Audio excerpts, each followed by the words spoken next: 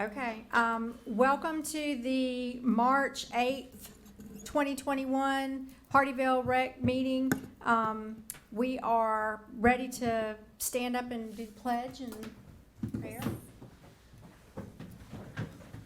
Pledge allegiance to the flag of the United States of America and to the republic for which it stands, one nation, under God, indivisible, with liberty and justice for all.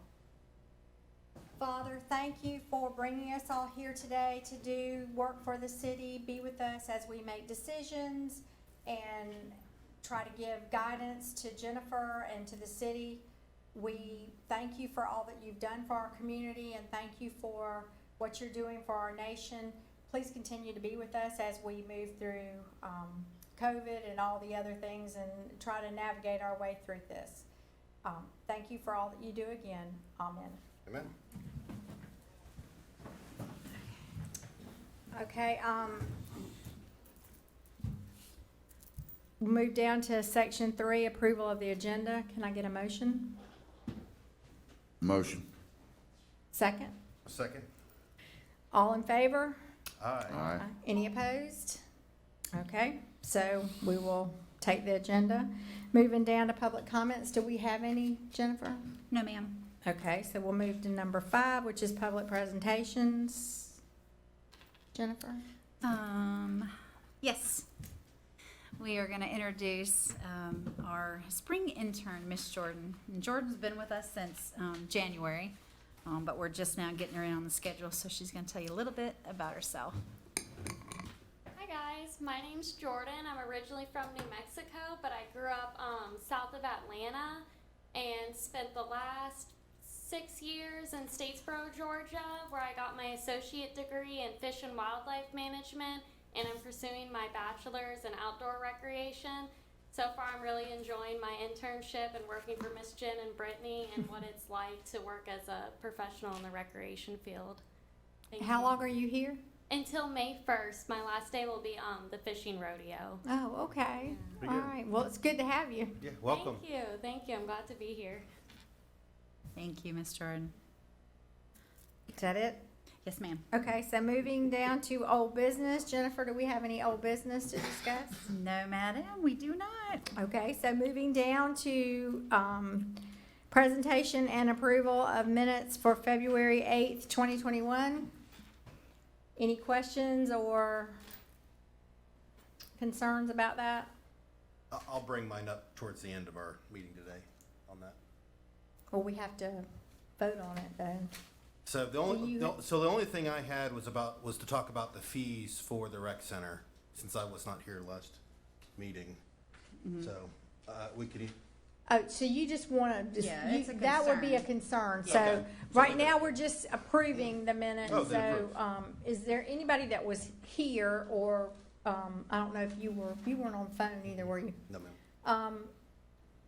I wasn't here either, so is there anybody that has a change or? I was here. We're good. Okay, can I get a motion to approve it? Motion to approve. Second? All right, all in favor? Aye. Aye. All right, any opposed? All right, so moving to number 8, new business. Jennifer, is there any new business? No, madam. And so we'll move to the director's report. Nice, sweet, and short. Okay, so each of you should have received, and also for the public that's out there, we do have a commission member that is on the phone. Miss Vicki Campbell is on the phone, just to let you all know. You should have received your March PRT happenings of all the things that are going on. We've got quite a bit of stuff. Some of the more bearing things that are coming down right now are the Easter candy donation drive. So we're working with a lot of different communities. We had some from Hampton Point that was dropped off today. We've gotten some from Sun City. We'll also be partnering with Margaritaville. We'll be going out there to pick up their stuff as well. And all of that stuff that we collect will go into the drive-through grab and go extravaganza that'll be held on Friday, March the 26th, much like it was handled for the trunk or treat, for those of you that participated in that. by the time we had a lot of people that asked, now that the restrictions have been lifted, are you gonna do this? And we had already planned for this, so we're gonna move forward with our planned, event. Something new that we're bringing this year is Operation Bunny Drop, and this is where the, Easter Bunny will go to your house, and he will drop off eggs in your front yard, and then, kids will come out to be able to check the, eggs out and go hunt for them. And then you'll be able to get a picture with the Easter Bunny, and then we move on to the next site. So a lot of excitement for that, and it's doing very well. So we'll continue to promote that as well. Jennifer, when you sign up for that, do they give you like a time frame, or how do you know? No, we will assign a time frame, and then we will contact you to let you know, probably about maybe 3 to 4 days ahead of time. Okay, We should know the exact schedule, and if there's some major schedule conflicts, we'll work with everybody. okay. I have one comment. Is this the time for comment on that? Sure. Okay. So I registered 2 of my 3 kids. And I thought it was pretty, I mean, I guess the very first time you register, it's very cumbersome. Yes, you do have to you have to set up your account in order to do that. So I thought it was a little bit, and I don't know, I guess that's pretty standard or not, but I just It thought it is. was a little over, I don't know, I thought it was a lot overkill for some of the other residents in the area and stuff like that to have to do a lot of that information, so. 2, once you become a member of the rec center, we'll do all of that on site. We just don't have the facility. So you have to do everything online. So that will transfer over to the rec center then? Ah, very good. That is your Okay. account. So if you wanted to come in and register for a program, now that your account is done, you just go in, hit it, click, sign up, and you're done. Very good. Super easy. Okay. Yep. Jennifer, maybe this is something I missed last month, but, as far as like collecting the candy and stuff, donating the candy, Mm-hmm. is there any, I just realized now that they're only collecting this until March 19th. Yes. So did I miss something last month that I should have been telling people over here to start collecting this candy? I'm not sure. We sent all the flyers out, and it's been on Facebook. But I can go back and double check to see if maybe you didn't get something. Well, that's okay. I mean, at this point, I'll just try to send out a message. So just drop it off at 1612 Plantation Drive. Mm-hmm. Those are our current offices. Oh, okay. Yeah, some neighborhoods are, it's just like trunk or treat. Some neighborhoods have a collection site where they're collecting at, and then others are just bringing everything over to us. It just depends on what works for your community. They're not in the Main Street building, municipal building anymore. No, ma'am, we've not been in the municipal building. We've been over at the public workshop. Oh, okay, all right. Yeah. I'll send out a message and see, I'll just have people drop it off with me and then I'll try to get it to you. Yeah, that'll work. That'll be perfect. Okay. Okay, All right. awesome. Okay, moving on, as everyone knows, we did open up our basketball courts. When you leave today, I encourage you to go swing by. They are being utilized quite a bit.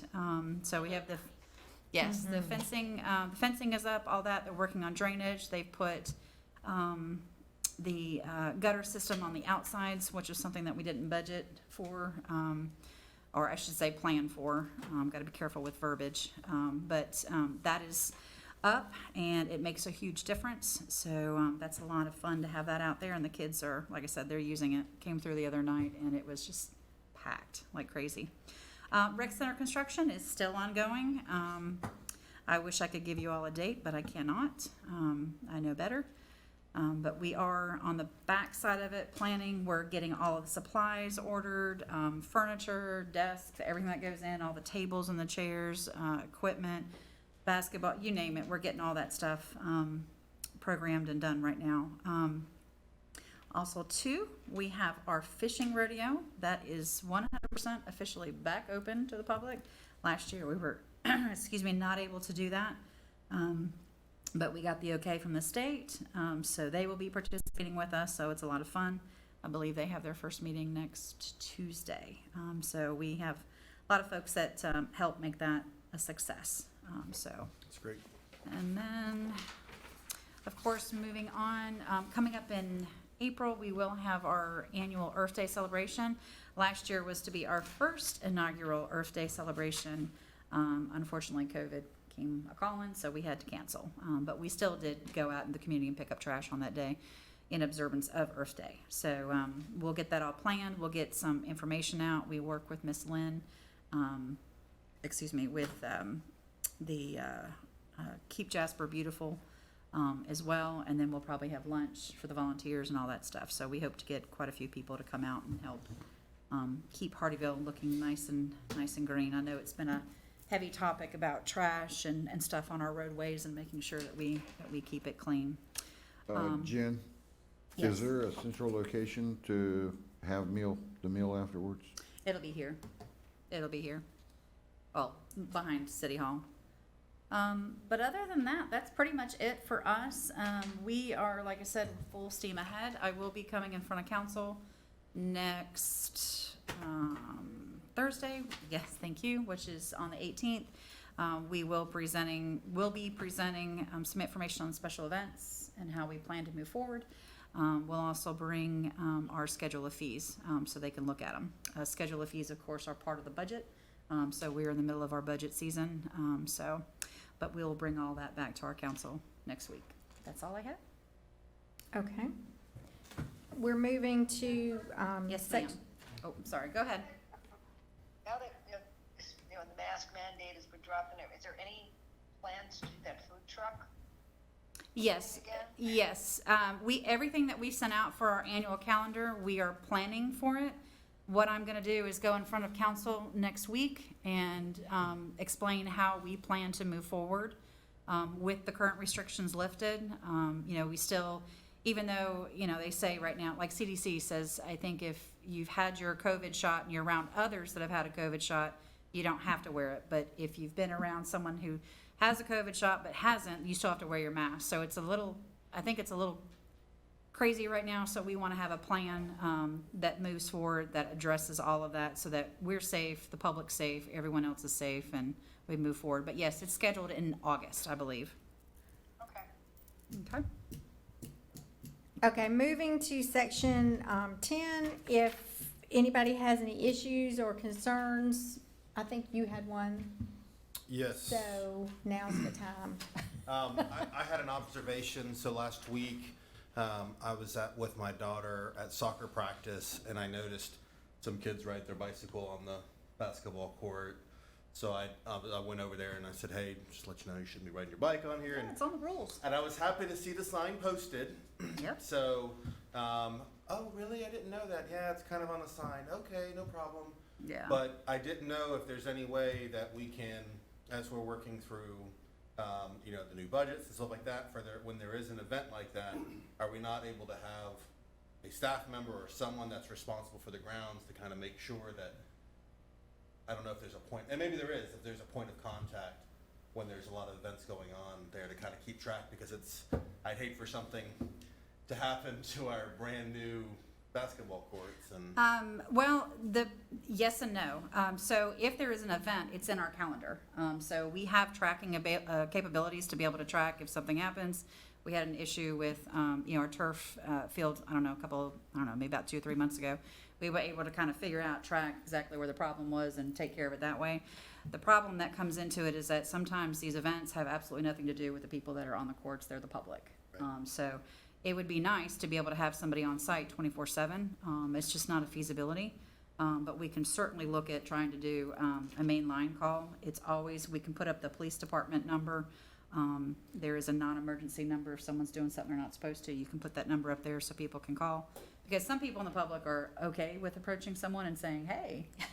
And the kids they know me. They now know my car when I come in, and they just scatter like crazy. Because I think we had opened it up, and I think it was the second night that we opened it up. I go through, I have to cut the lights off for the teams in the back. And, I was like, "Hey, see this sign? You can't do it." "Oh, I'm sorry, I didn't know." Same thing. And they were older kids. Yeah. So, it's not that they can't read it.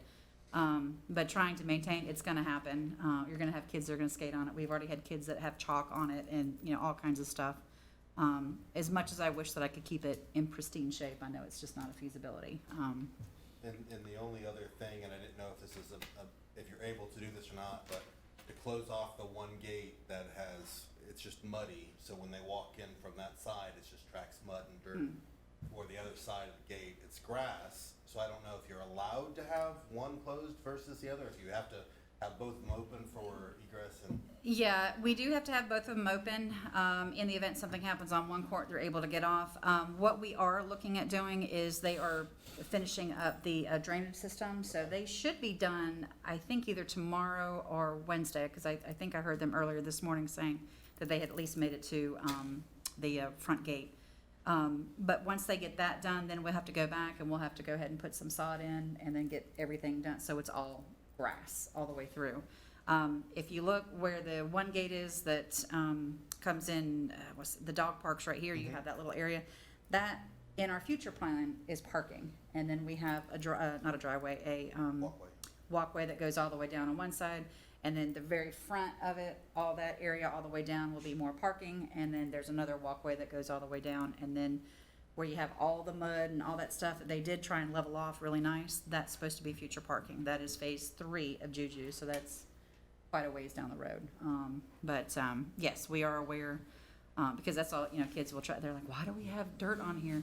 We can't put any more water on it right now, and they are gonna have to come back and repaint. That'll probably be in the summertime when it's hot, and they're gonna have to do some mitigation on it as well.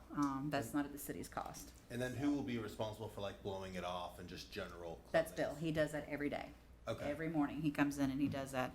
If there's any water that's on it, he gets that off. By the time you guys come in the afternoon, it's, yeah, Dirty again. Yeah. Okay. yeah. Okay. So, but we are in the process of looking for another full-time person.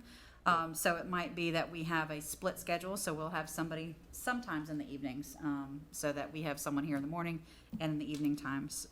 9 times out of 10, it's usually me. I'm usually here, so. And the last thing I had, Basketball courts are open to anybody to use anytime they want, though, aren't they? Yes, ma'am, when the park is open during daylight hours.